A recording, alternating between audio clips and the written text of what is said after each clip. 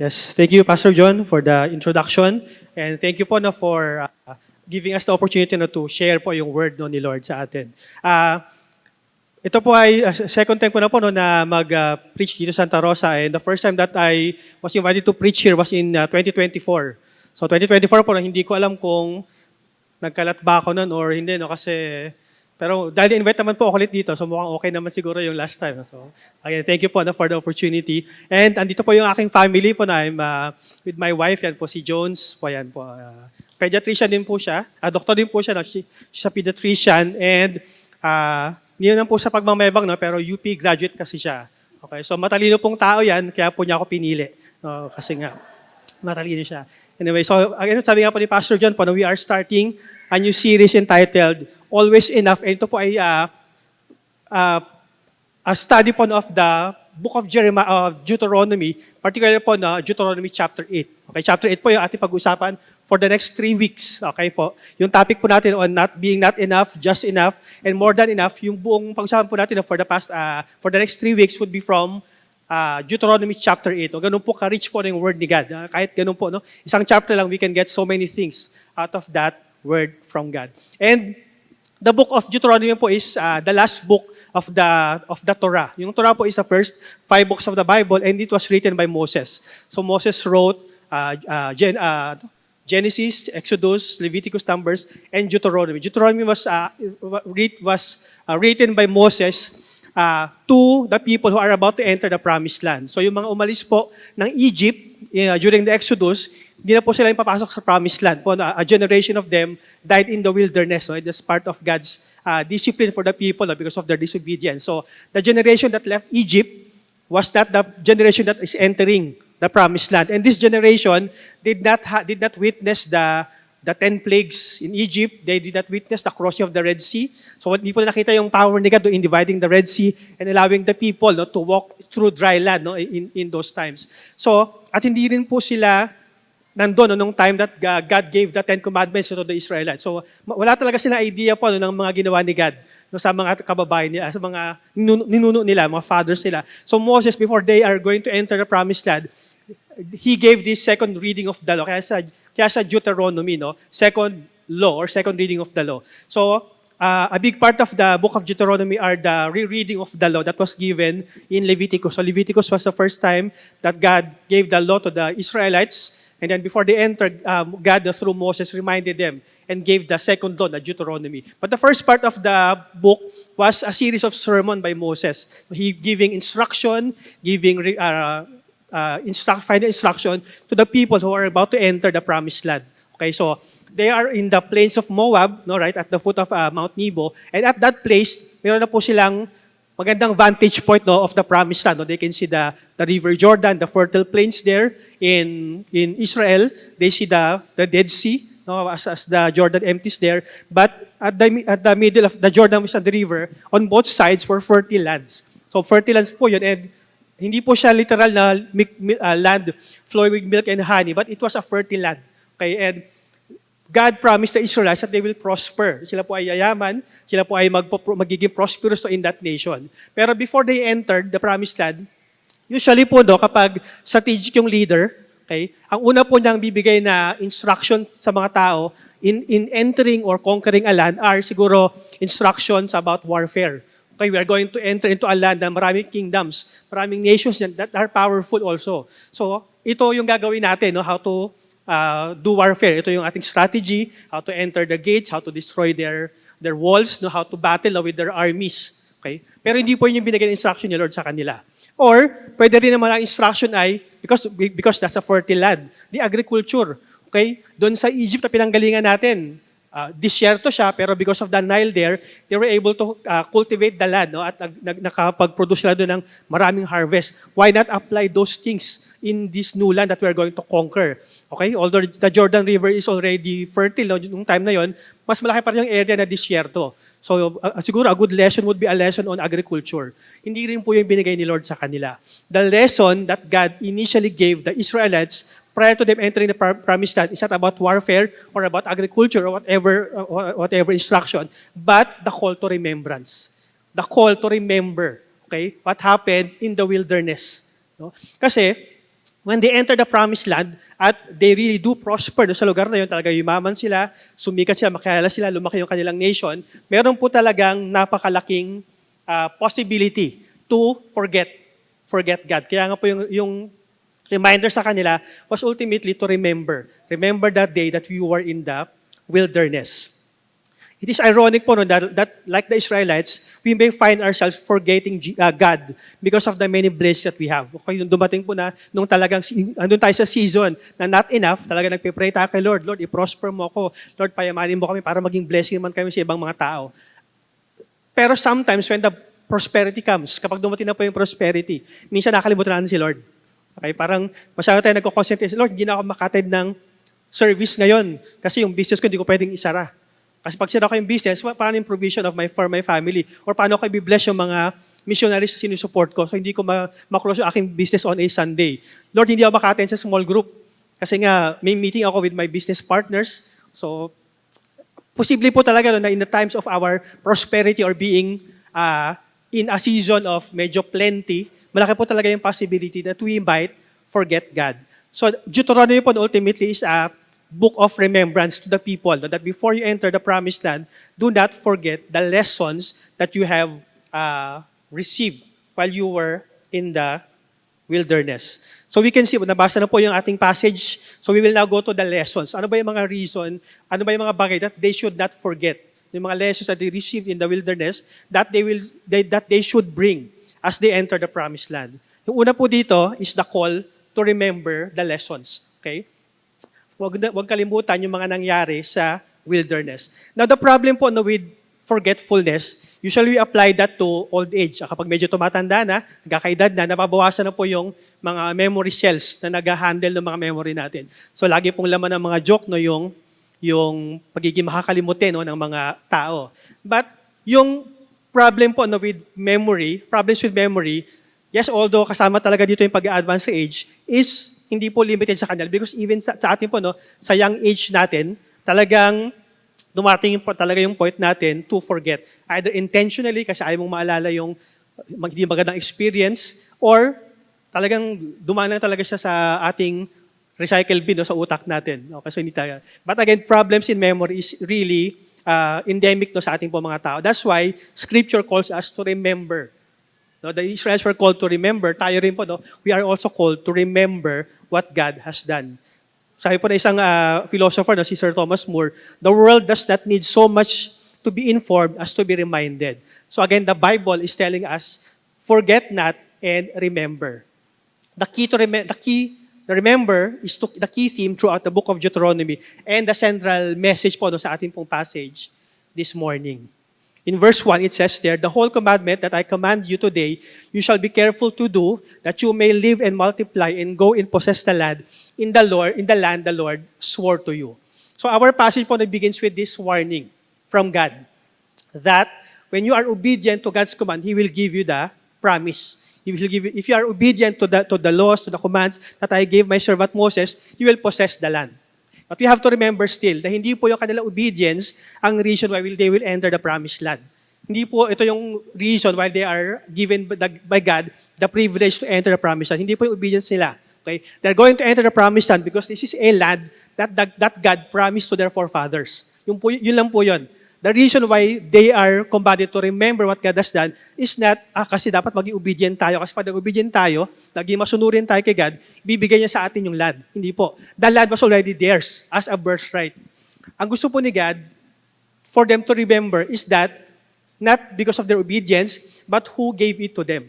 Now, at the end of the day, it was God who gave their forefathers the promise, and this God will give them this land as a birthright, as an inheritance for the people. That's the reason why the promise was there that when they obey the command that God gave them, they will not only live and multiply in that land, they will also possess the land and prosper in that land. God promised the land to their forefathers, and in order to take it, they have to remember who provided that land for them, and that is God. Verse 2, you shall remember the whole way that the Lord God has led you these 40 years. So they are in the land already for 40 years. Yung travel that supposedly take 11 to 15 days. So ganun lang po dapat yung travel that it would take them to go from Egypt to the promised land. But again, because of their disobedience, their hard-headedness, and their yung heart nila, no, was far from the Lord, a generation po, no, had to die before the nation entered the promised land. So 40 years. But in those 40 years, hindi po sila pinabayaan ni Lord. During those 40 years, it was God who was leading them. It was God who was providing for their needs. It was God who was sustaining them, no, throughout that journey. Tandaan po natin, that was desert, wilderness. And although marami sa kanila, sanay magtanim, sanay mag-plant ng crops, or sanay herd ng livestock, wala silang chance to do that. Kasi they do not know how long they are going to stay in that particular area. Kasi God would give them instruction, no, through the pillar of cloud and fire kung saan sila ay aalis na. Okay? They are being led, no, by a pillar of cloud by day and a pillar of fire by night. And when the pillar stops, the entire nation stops. Okay? And they will not move, no, unless the pillar moves. Okay? Kapag yung pillar po hindi gumalaw for say 1 year, hindi sila aalis sa lugar na yan for 1 year. So wala talaga silang security on provision kasi wala tayong means to plant. Kasi we do not know, mag-plant tayo ngayon, bukas pala alis na tayo. So during that time, they were solely and dependent entirely on God alone. So during those times that they were in the wilderness, it was God, the Lord, who led them through the pillars of fire, a cloud and fire, and provided for them, no, by giving them manna.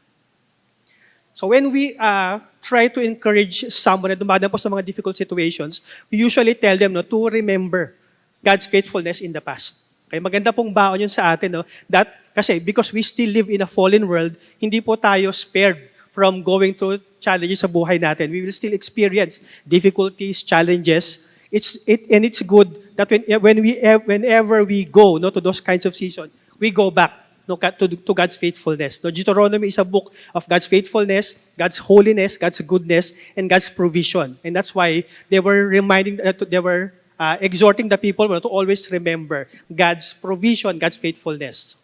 At nabanggit po, no, ni Pastor John that we are both doctors. And pag sabi pong doctor, meron agad dyan idea na medyo mayaman yan, no, may kaya yan.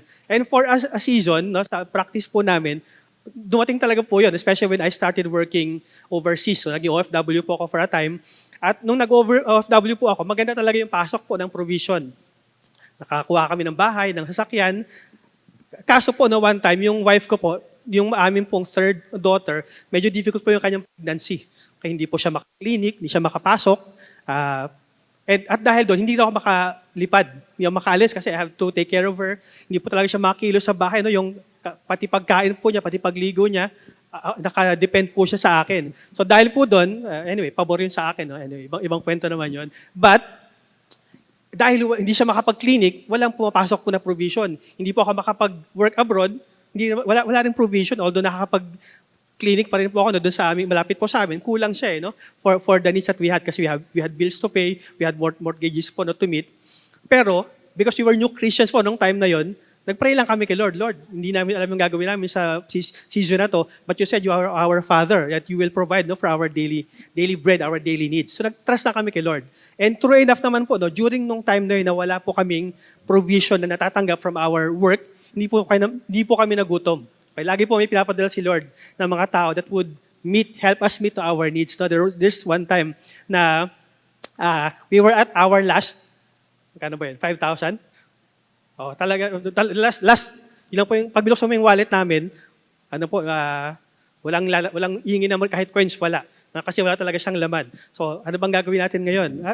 We were surprised po no, na nung gabi po na yon na talaga nagpipray na kami for yung kakainin po ng mga anak namin, may kumatok po sa pinto ng bahay namin.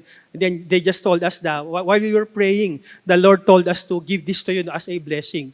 So natawid po namin yung week na yon, no, for the gift po, no, na binigay ng tao, na ginamit po ni Lord, no, to provide for our needs. At marami po yun. No?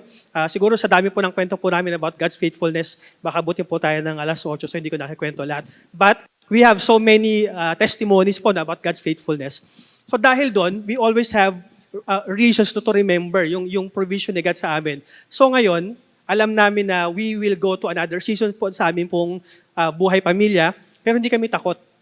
Hindi kami takot that provision might stop coming Kasi hindi mo talaga siya mag-stop kasi si Lord yung provider namin. And kung bumalik man po kami sa time, sa season of not enough or season of lack, hindi na kami ganun ka-anxious. Siyempre, may concern pa rin sa mga anak namin, pero yung anxiety wala na. Yung worry wala na. Kasi we go back to the wilderness season namin. In our season of wilderness, in yung time that we had not enough, nag-provide si Lord eh. He led us through that season. So wala kaming reason to question that kapag bumalik po yung season ulit namin of not enough, alam namin na doon pa rin si Lord.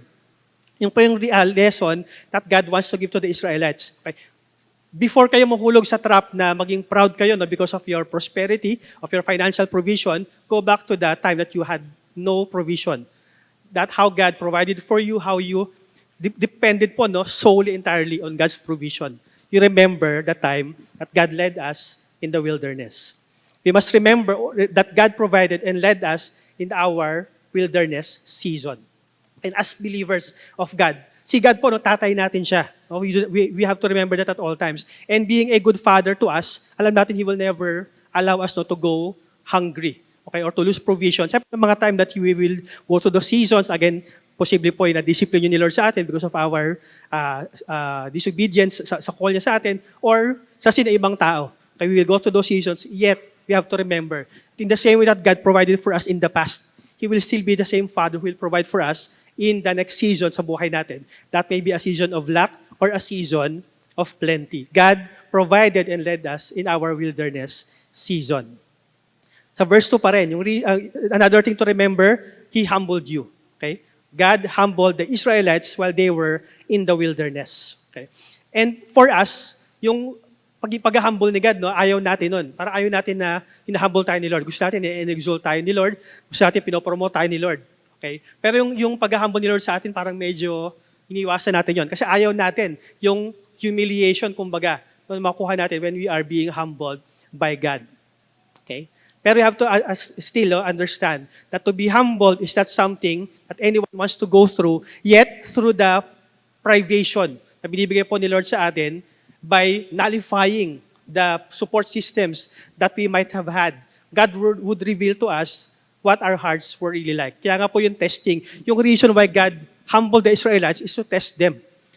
Yung test po dito, hindi po to test, God does not test the hearts of the people because they do not know, He does not know what's in their hearts because God knows what's in their hearts. Ang gusto po ni God, the reason why He humbles them and tests them, to reveal to them what is in their hearts. No, in Exodus, yung account sa Exodus, dito sa atin po, God was the one who tested the Israelites. But in the Exodus account, it was the people who tested God's faithfulness. Sabi mo, God, ikaw magpo-provide sa amin, sa mga needs namin. Nung nagutom sila, nagbigay si God ng mana, ng quail. Nung nauhaw sila, nagbigay si God ng water. Nung nag-flow dun sa rock. Nung nag-question na po yung leadership ni Moses, God gave another set of instructions. So we humble ourselves before God because we want to see, He wants to see our hearts. So the people tested God's faithfulness not only because their stomachs were empty. They tested God's faithfulness because their hearts was empty. Okay, yun po yung testing that God allowed them to go through. They tested kung saan po nakalagay yung kanilang heart. Is their hearts bent on their own sustenance, self-sustenance, capabilities or talents, or on God alone? Yung po yung gustong i-remind sa mga tao nila. Because the people's stomach and hearts were empty, it showed where their security was. Hindi po kay God. God was telling them, I was the one who supplied all your needs. No? You should depend on me. You should depend on my provision alone. That's how God tested them. And ito po yung maganda dyan po. Sabi po ni Adam Clark, a theologian po na from 300 years ago, God never permits any tribulation to befall His followers. Hindi po mag-aalaw si God na yung kanya po mga anak ay dumaan sa mga pagsubok which He does not design to turn to their advantage. Okay? Yung purpose na why God would allow us to go through those season of lack, season of not enough, is for our purpose yun. Para sa atin po yun. When He permits us to hunger, it is that His mercy may be more observable in providing us the necessaries of life. Privations, yung provision po ni Lord sa atin, in the way of His providence, are forerunners of His mercy and of His goodness. Before we can obey, we must see that whatever we are and wherever we have is from God. Kay God po lahat yun nanggaling. We must see our need, and when we have come to that position, then we are ready to be fed by our Father. We must always remember that God has a purpose and a reason for our wilderness season. Alam po natin no, na yung times no, that we are calling to God most is hindi po yung time na masaya tayo. Hindi po yung time na meron tayong provision. Hindi po yung time na maayos yung pamilya natin. Yung time po na we call upon God is syempre yung mga time that challenges. Okay? Nung wala ang provision, we pray to God every day. Nung dumating po yung provision, medyo once a week na lang, once a month na lang, huwag naman once a month. Once a week, every other, kasi may provision eh. Okay? So God uses those seasons of lack para ma-remind tayo that we have to go back to God because He, again, is the ultimate source of our provision. Eh, siya yung nagbibigay sa atin ng, hindi lang ng talents, but even the ability to produce wealth. Okay, we do not turn to God po when the weather is nice or when our family is well. We go to Him when we are in need. So that's why God sometimes allows us to go to those season. Because sabi nga po sa Tagalog, hindi tayo matututong tumingala kapag hindi muna tayo madapa. So God would allow us na madapa paminsan-minsan para makita sa atin, ayaw nga pala, for the longest time, I have been trusting in myself. And dahil lang tiwala ko sa sarili ko, I failed. Okay? Nakalimutan ko na dapat pala kay Lord lang ako nakatingin in order to receive His grace and His provision. So yun po yung number 1 po, remembrance of the wilderness. Yung pangalawa pong lesson that we can get from the passage, the reality of the wilderness. Meron po talagang realidad that we will experience in our wilderness season. Okay. Verse 3, and He humbled you and let you hunger and fed you with manna, which you did not know, nor did your fathers know, that He might make you know that man does not live by bread alone.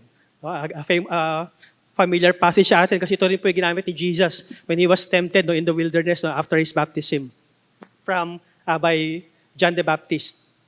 So sabi dito ni Jesus, sabi dito ni God, man does not live by bread alone, but man lives by every word that comes from the mouth of God.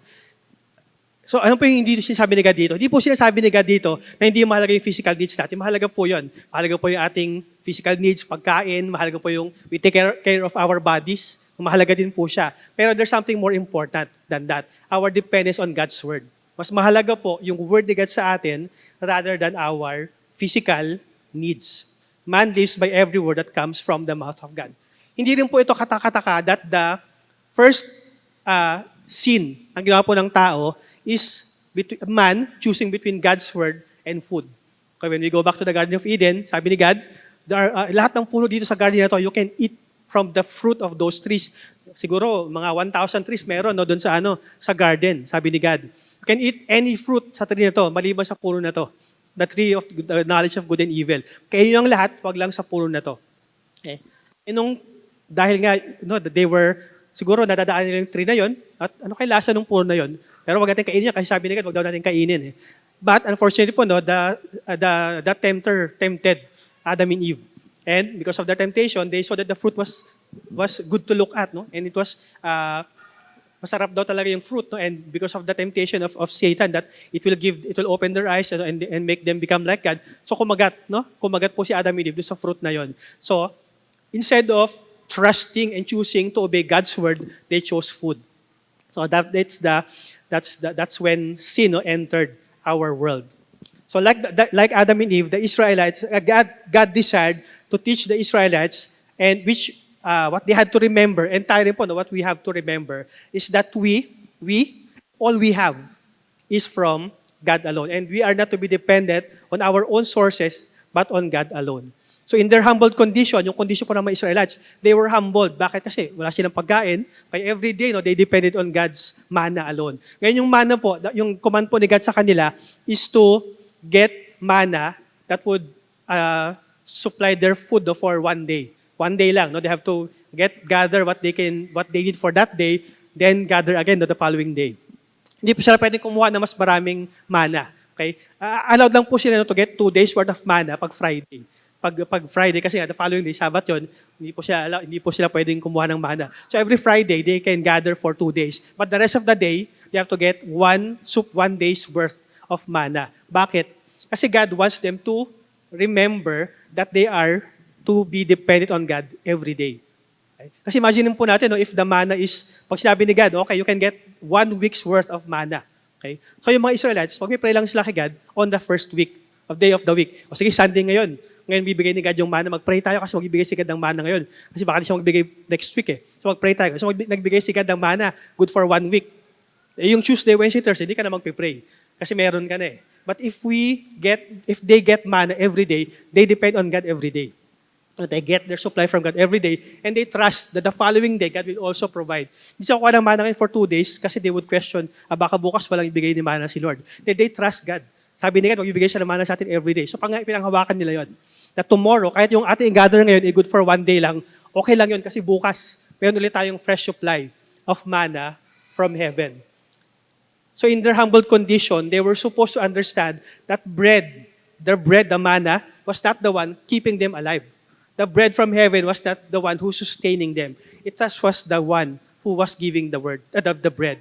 Okay? So it's not the bread, but the word who gave the bread to the people.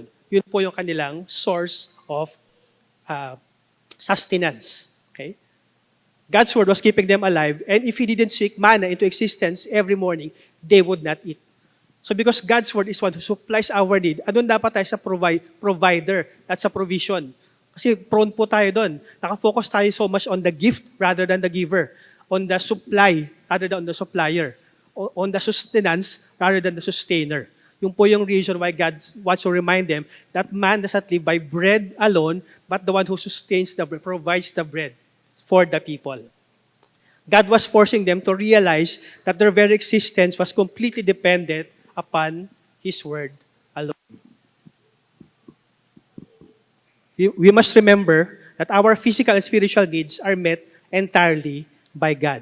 So rather than seeking to feed ourselves, rather than rejecting God's gracious gift and seek to supply our own needs, God invites us to His table, to His provision, to His sustenance, so that we can eat our fill in that table.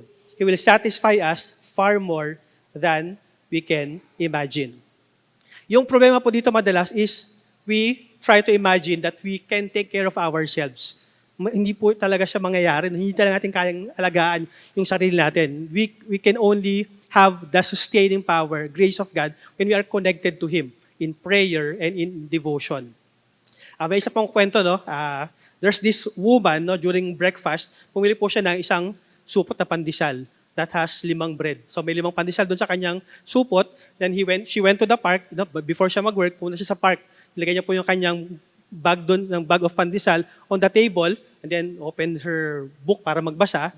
Doon sa table po, doon sa park, meron po siyang kaharap na lalaki. They were sharing the table, magkaharap sila. Okay? So, yung babae po, no, she took pandesal, no, from the bag. Nagulat siya po, yung lalaki sa harapan niya, kumuha rin ng pandesal from the same bag. So, nagulat siya. Grabe naman to, pandesal ko to eh. Di okay na, di pinabayaan niya kasi baka naman talaga gutom yung tao. So, yung second time, kumuha naman siya ng pandesal from her bag. Nagulat siya, yung man kumuha rin ng pandesal from her bag. Sabi, iba na to, mukhang isang pandesal na lang to, baka naman kunin yung pa niya to sa akin. So naubos yung pandesal, nagulat po siya, no? Yung lalaki na po yung kumuha ng pandesal. Kinuha po yung lalaki yung pandesal, broke the pandesal, and then gave the half to the woman. Sabi, tumayo yung babae, nagalit yung babae. Grabe naman po kayo, sir. Bakit niyo po kinukuha yung pandesal ko? Akong bumili yan, gutom na po ako. Bili ko po yan for my breakfast. Grabe naman kayo. And then she left. Okay? Pagtayo po niya na from the bench, kinuha po niya yung bag niya, at katabi po ng bag niya, yung bag of pandesal na kanya pong binili. So yung kinuha pala niya bag ng pandesal, di pala kanya yun, doon pala sa mama yun. So, instead na siya, dapat pala yung mama ang magalit sa kanya kasi yung mama yung babae kumukuha na sa kanyang pandesal, yung pandesal pala niya, katabi lang niya sa atin. So anong point natin dito? Minsan po nagagalit tayo kay God if He allows us not to go to those seasons. Lord, bakit mo naman ako pinadaan sa season? Mabait naman ako na tao. I follow you po. No? Sumusunod naman ako sa'yo. Mabait naman po ako na asawa. I try to be a good parent as much as I can. Bakit mo ako pinadaan sa ganitong klaseng sitwasyon? No? We become angry at God. We become indignant with God. Not realizing na for the longest time, we have been getting from His bag of provision. Nakagalit tayo kay God because of Him allowing us to go through difficulties, forgetting that since the beginning, we have been getting provision from His bag all this time. How often do we think that life has been rough sa atin? All the while, we have been reaching over and depending on God alone for His provision. We have to remember still that when God brings us to our senses, we are shown po, no? Pinapakita po sa atin ni Lord yung kanya pong wonderful and generous provision. Last po, we are demonstrated the results of that wilderness season. Nagbunga naman po sa mga tao yung season na yon sa kanila. Number 1 po, no, in verse 4, your clothing did not wear out on you and your foot did not swell these 40 years. So in the wilderness, when they were dependent solely on God's provision, yung provision po ni God, supernatural. No? Number 1, yung mana. Yung mana po na yon, yung mana po literally means, what is it? Kasi when they went out of their tents, may nakita po sila ng flake dun sa ground. Sabi nung kanilang mga fathers, what is it? What is this? So mana po yun, yung po yung ibig sabihin ng mana. So they were provided by God supernaturally po with the mana. But not only that, they were also given clothing that did not wear out for 40 years. Okay, so in that 40 years, wala naman silang tadaan ng supermarket or department store to buy new clothes. So malamang yung damit nila, yun yung damit ng fathers nila, ng lolo nila, pero hindi po pumupas, hindi po nasira. O yung kanila pong sandals, ganun din. Okay? Hindi natin alam kung ilan yung sandals nila when they left Egypt. But kung isa man yung kanilang sandals, yun din po yung kanilang sandals when they entered Egypt. So that was God's supernatural provision. And also yung kanina po, yung pillar of fire and clouds, that not only gave them guidance sa kanila pong paglalakbay. No? Hindi po sila maliligaw kasi they're following the pillar of cloud and the pillar of night pillar of fire by night. Hindi sila naliligaw. So they have a guide that would lead them to the promised land. Pero hindi lamang po siya guide. The pillar of cloud and the pillar of fire is a physical manifestation of God's presence. Okay? Whenever they see the fire and the pillar of cloud and the pillar of fire, it's a reminder to them that God was with them. Hindi siya pinabayaan ni Lord. Kanilid sila ni Lord, He is providing for them yung po yung supernatural provision that God was allowing them to receive during that time. They received supernatural provision from God in that wilderness experience. But they also received something more important. Know then in your heart that as a man disciplines his son, the Lord your God disciplines you. Our dependence on God allows us to experience His loving discipline. Okay? Yung wilderness season natin is, again, sovereignty po ni God yun. He allows us by sovereign grace or by His discipline sa atin. But still po, that discipline is not from a father who wants to punish us. That's a Father who loves us. At nais po niya tayong ma-experience po yung kabuuan ng kanya pong biyaya at kabuuan po ng kanyang pagmamahal. Even though sometimes that would entail discipline, okay lang yun. Kasi that's for us. God's discipline is our protection. God's discipline is our safety net, kumbaga, para hindi tayo mahulog sa trap of our own disobedience. That is His loving discipline to us as our Father. We must remember also that God's goodness to us, especially in difficult times, it is then that we see how He continuously give us what will benefit us at that time. His discipline and His love. In those circumstances, we begin to see that God who gives us the breath of life, gives us commands for our own good. God's command, God's instruction, hindi po para sa Kanya yun para sa atin yun. That's His command for us to remain, in His protection, to remain in His favor. So we see there the remembrance, the reality of the wilderness, and the result. So ano po yung response, ano po yung tugon that is being called sa atin? Verse 6, you shall keep the commandments of the Lord, walk by His ways, fear Him. Ito po yung response natin sa mga reminders na yon, sa mga revelations na yon. We are to keep the commandments. Yung mga commandments na binigay ni Lord sa kanila sa Sinai and at the foot of the mountain, they have to keep those commandments to remain in His favor, to remain in His provision. We have to walk in His ways, and we have to continuously fear Him. Our response to God, when He allows us to go to our wilderness season, same then.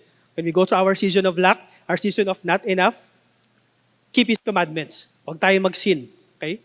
Gusto mo nang tumaya sa loto, gusto mo nang mangdaya sa taxes mo, hindi pa rin gagawin yon. In our season of lack, we keep His commandments. We walk in His ways. We walk in His righteousness. And we fear Him. Fear Him na hindi po takot na fear, no? But in reverence, out of reverence for His majesty and for His glory. So, maganda siyang sabihin po, no? The Israelites were given this command. The Israelites were given this instruction. Ang tanong dito ay, were they obedient sa command na to? Okay? Kasi, kung doon tayo matatapos sa kwento natin, okay yun. Kaya natin yun. We can walk His ways, we can keep His commandments, and then we will receive His provision, His blessings, His discipline, and His love. Unfortunately, the Israelites did not obey these things. They did not consistently obey this command. They did not consistently walk in His ways, and they did not consistently walk in His ways. Fear Him. Okay. Nag-fail po yung mga Israel sa time na yun. Kaya sa time and time again, they receive God's discipline. Kaso tayo ganun din. Alam natin yung reminders, alam natin yung wilderness season natin, alam natin yung lesson doon. Alam natin that we are to respond by walking in His ways, keeping His commandments, fearing Him. Pero we also failed during those times. Okay? May mga time na kapag dumating na po yung katapusan ng buwan, nakatakot na tayo. Okay? Kinakabahan tayo, anxious na tayo. Okay? Mas takot na tayo sa katapusan ng buwan kaysa sa katapusan ng mundo. Okay? Kasi yung katapusan ng mundo, medyo matagal pa yun eh. Pero katapusan ng mundo, ito na yung bills. Andiyan na si Judith, kumakatok na. So, usually we fall in those. So, with that, anong gagawin natin? Okay? So, hindi tayo talaga pwede mag-depend on our own self-sustenance like the Israelites did. Kasi hindi talaga natin kaya yun. Like them, we will always fail in that particular aspect. Okay? Buti na lang, somebody did that for us. Okay? Somebody was sent into the wilderness, tempted in the wilderness, tested in the wilderness. Okay? One of the first temptation, gutom na po si Jesus. Satan said, ito yung bread. Okay? Turn this stone into bread para makakain ka na. Sabi ni Jesus, going back to Deuteronomy chapter 8, man does not live by bread alone, but by every word that comes from the mouth of God. Okay, sabi ni Jesus, mas importante sa akin yung word ni God kaysa akin daily bread. And that is our response as well. When the world is trying to teach us ways that are contrary to what God wants us to do in those times of lack, balik tayo sa Deuteronomy like Jesus did. He went back and was reminded that man does not live by bread alone, man lives by every word that comes from the mouth of God. This is not to say that Jesus is an example that we are to follow. Kasi hindi po siya, yes, He is an example that we should follow, but He is more than that. Jesus is not a moral example that we have to follow, model, emulate. Okay? Kasi if we follow Him, we are still dependent on our own self. Ang kakayahan natin to follow Him, where we always fail. Okay? Jesus is not only a moral example. He's our Savior. Okay? And because alam natin, left to ourselves, we will fail also in these commands. Okay? So instead of trusting in our own self, kakayanan natin, talento natin, talino natin, go back to Jesus. Because Jesus was the only one who was able to fulfill the testing in the wilderness. Because Christ succeeded where we have failed, we can place our trust in Him who withstood the temptation that none of us ever could. As I close, our wilderness seasons are opportunities where trust informed, faith is deepened in God alone. That even if we feel we don't have enough, God will continue to remain faithful.